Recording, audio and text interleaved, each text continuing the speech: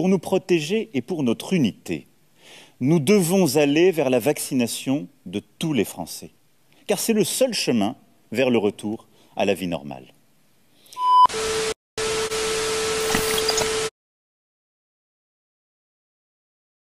J'espère que tu vas bien. Aujourd'hui, je te retrouve pour une nouvelle vidéo. Et dans cette vidéo, en fait, je vais te parler d'une vidéo qui a été supprimée par YouTube. Le 4 avril 2020, j'avais publié une vidéo sur l'après-Covid. Donc, je parlais un petit peu des potentielles mesures qui pouvaient nous être appliquées suite à la crise sanitaire. Que ce soit le tracking, la surveillance, que ce soit la disparition du cash, que ce soit le vaccin qui peut être obligatoire ou alors l'ID 2020. Donc, j'expliquais un peu toutes ces mesures-là, dont il y a beaucoup de gouvernements qui discutent en fait par rapport à ça. Et il y a même certains pays où on a vu ce genre de mesures déjà être appliquées. J'expliquais en fait que ça pouvait potentiellement nous être appliqué donc suite à la crise sanitaire. Salut, j'espère que tu vas bien. Aujourd'hui, je te retrouve pour une nouvelle vidéo. Comme tu peux le voir, on va parler du pass sanitaire, mais de façon plus générale, on va parler en fait de différentes mesures liées au Covid qui s'appliquent dans plusieurs pays, dans plusieurs endroits du monde. Et on va voir en fait qu'est-ce qu'on peut en comprendre, est-ce qu'on va avec tout ce genre de mesures et quelle est un peu la vision globale, la vision d'ensemble en lien avec la parole de Dieu. Donc si c'est un sujet qui t'intéresse, surtout reste connecté. Et si c'est la première fois que tu es sur la chaîne, je te souhaite la bienvenue. Je m'appelle Esther, je fais pas mal de vidéos tournées autour de la foi en Jésus-Christ. Donc si ça t'intéresse, je t'encourage à t'abonner. Et moi, je te retrouve tout de suite.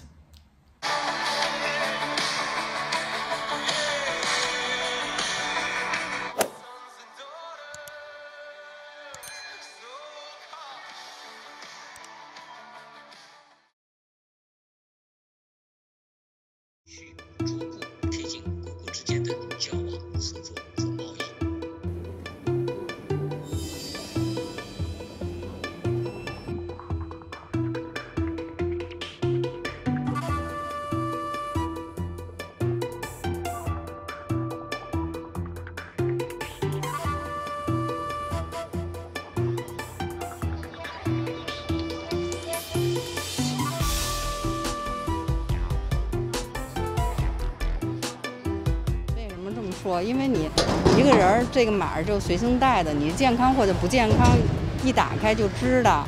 所以呢，我觉得，而且这个在就是说，不管是它不是联网嘛，就是说大数据也能统计到这个地儿啊或什么的。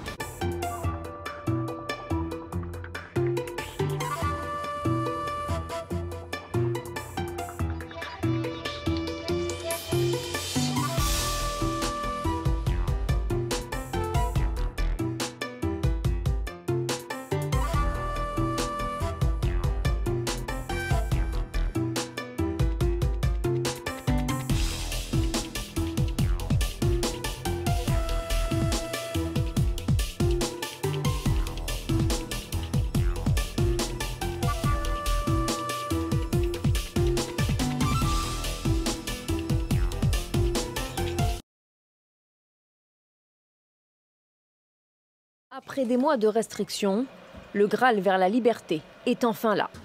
Son nom officiel, le voici, certificat numérique Covid européen.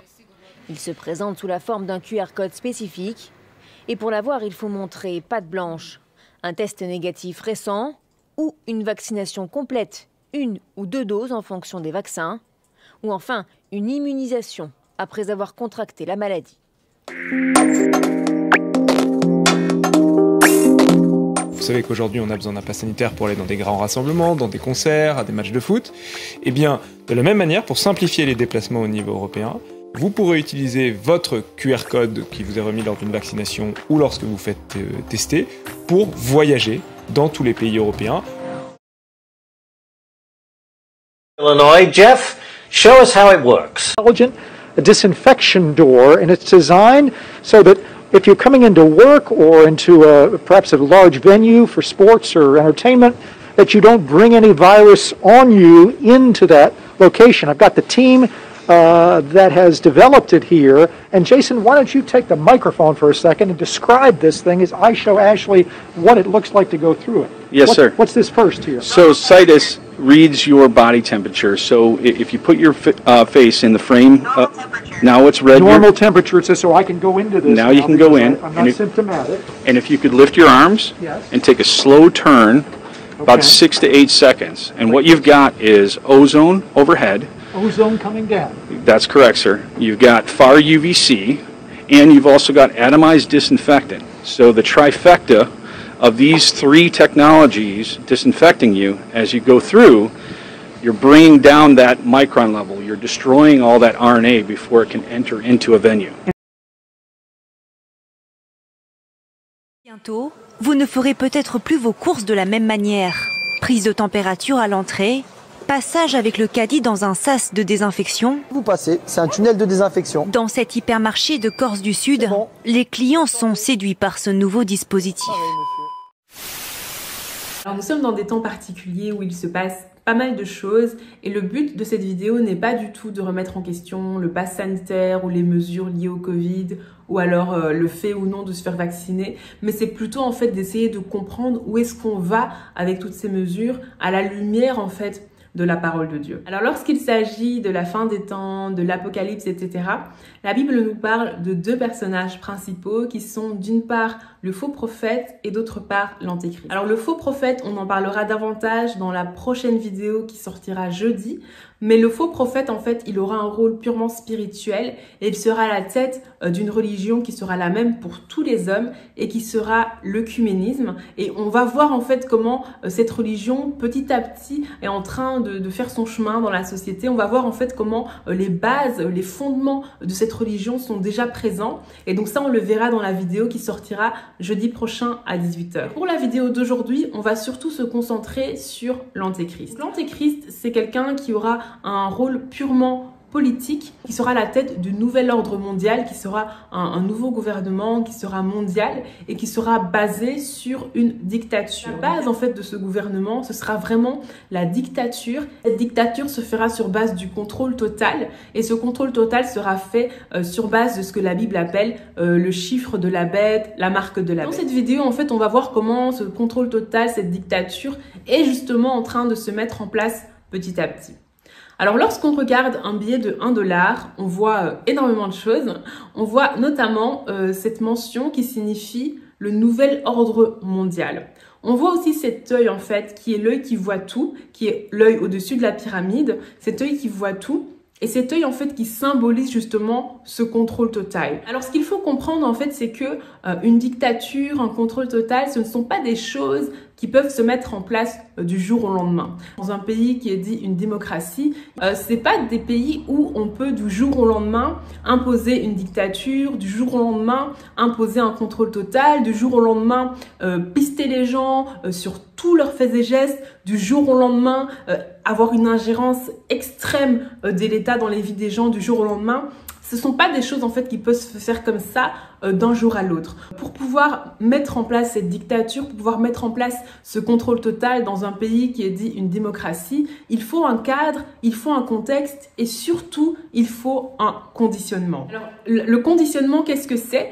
Si je regarde une simple définition sur Google, Google nous dit c'est une procédure par laquelle on établit un comportement nouveau chez un être vivant en créant un ensemble plus ou moins systématique de réflexes conditionnels correspondant à des critères bien définis. Et c'est justement ça qui est en train de se passer. C'est justement ça en fait qu'on voit en train de se passer sous nos yeux. Pourquoi? Parce que les personnes en fait qui sont derrière toutes ces choses, ce sont des personnes en fait qui ont un agenda, ce sont des personnes qui ont un timing, qui savent en fait où est-ce qu'ils doivent aller. Et là où ils doivent aller, c'est justement le nouvel ordre mondial, c'est justement le contrôle total, c'est justement la dictature. Et par rapport en fait à cet objectif-là, où ils doivent aller, ils sont intentionnels et ils commencent à mettre les choses en place. Et c'est pour ça qu'aujourd'hui, on voit qu'il y a certaines règles qui sont changées, on voit qu'il y a certaines choses qui nous sont imposées, on voit que pour aller à tel endroit, il va falloir montrer tel type de document, avoir fait telle procédure. Dans certains contextes, on doit accepter le fait qu'il va y avoir une ingérence de l'État dans certains domaines de nos vies par rapport à nos données, par rapport à nos informations. Dans certains autres domaines, on doit accepter que certaines de nos libertés vont être privées, vont être diminuées. Tout ça au nom de la santé, tout ça au nom de la pandémie, tout ça au nom de raisons bien précises. Et in fine, le résultat est que Petit à petit, on commence à être habitué à devoir se plier à certaines règles. On commence à être habitué à accepter une certaine ingérence. On commence à être habitué à devoir avoir certains comportements, à obéir à certaines situations. Et c'est justement comme ça, en fait, que petit à petit, on voit qu'il y a une certaine dictature qui est en train de se mettre en place. On voit qu'il y a un certain contrôle qui est en train de se mettre en place. Pourquoi? Parce que il y a un agenda, il y a un timing, il y a un objectif à atteindre. Il y a certaines mesures qu'on voit être appliquées aujourd'hui.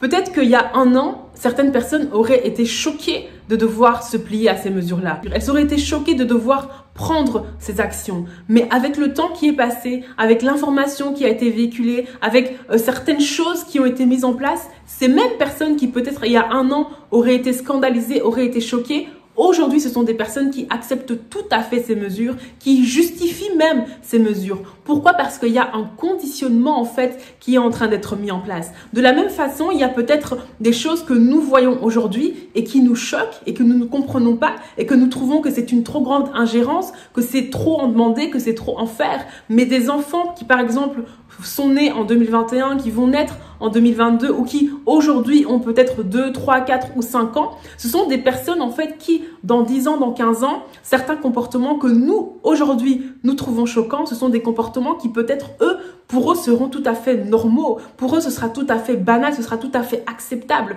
Pourquoi? Parce qu'il y a un conditionnement en fait qui petit à petit est en train d'être mis en place. Il y a certaines choses en fait qui sont en train d'être acceptées. Il y a certaines choses en fait qui commencent à devenir des choses normales. Pourquoi? Parce que petit à petit, au travers de tout ce qui se passe, on commence à être conditionné. Au-delà en fait des personnes qui se plaignent, des personnes qui ne sont pas contentes, des personnes qui ne comprennent pas, des personnes qui sont irritées parce qu'elles voient leur liberté être restreinte, des personnes qui sont irritées parce qu'elles doivent montrer un QR code, les personnes qui sont irritées parce que pour pouvoir aller en vacances, il va falloir avoir 3 doses du vaccin, ou au contraire les personnes qui sont d'accord avec toutes les mesures qui sont en place au nom de la santé publique, au nom de sortir de la crise sanitaire. Au-delà en fait de tous ces remous, de toutes ces discussions, de tous ces désaccords, etc., il y a quelque chose de beaucoup plus grand qui est en train d'être mis en place.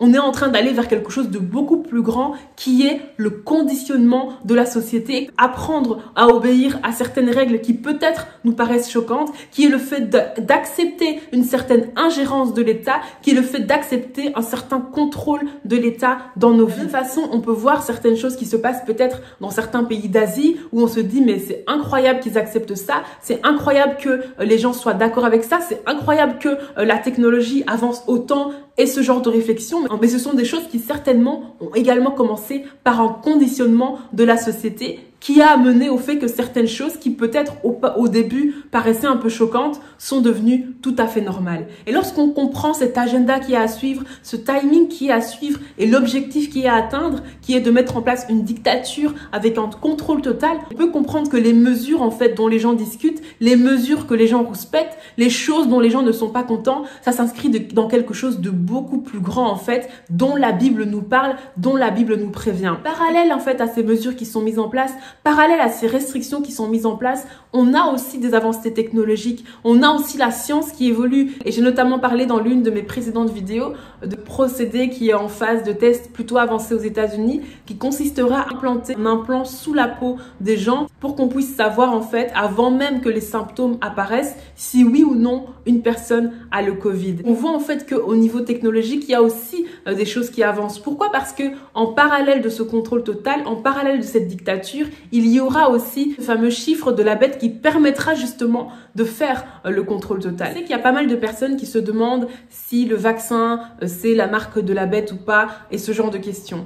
Et moi j'aimerais vraiment encourager chacun à réaliser que la bonne question ce n'est pas de se demander est-ce que le vaccin est oui ou non la marque de la bête. La bonne question à se demander dans les temps dans lesquels nous sommes maintenant, c'est si l'enlèvement a lieu demain, est-ce que je serai enlevé? Si Jésus-Christ revient demain, est-ce que je partirai avec lui? Et j'aimerais que chacun d'entre nous, nous puissions nous poser cette question. Que chacun d'entre nous, nous puissions examiner notre relation avec le Seigneur. Parce que plus que jamais, nous devons soigner notre relation avec le Seigneur. Plus que jamais, nous devons veiller à notre intimité avec le Saint-Esprit, à notre destinée, au plan de Dieu pour notre vie et au salut des âmes. J'aimerais vraiment t'interpeller alors que les choses sont en train d'avancer, alors qu'il se passe tellement de choses, alors qu'on voit les choses dont la Bible nous parle commencer à s'accomplir sous nos yeux petit à petit. J'aimerais vraiment t'encourager à soigner ta relation avec Jésus-Christ. Toi qui me regardes, tu n'as pas encore accepté Jésus-Christ dans ta vie comme Seigneur, tu n'es pas encore né de nouveau. J'aimerais te dire que Jésus-Christ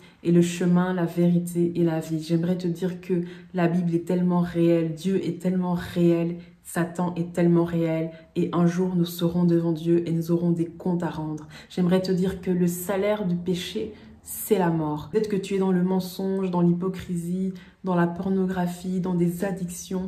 Peut-être que tu ressens un vide dans ton cœur que tu essaies de combler par tellement de choses, par tellement d'activités, par tellement de distractions, par tellement de choses, mais ce vide est toujours là, ce vide ne part jamais.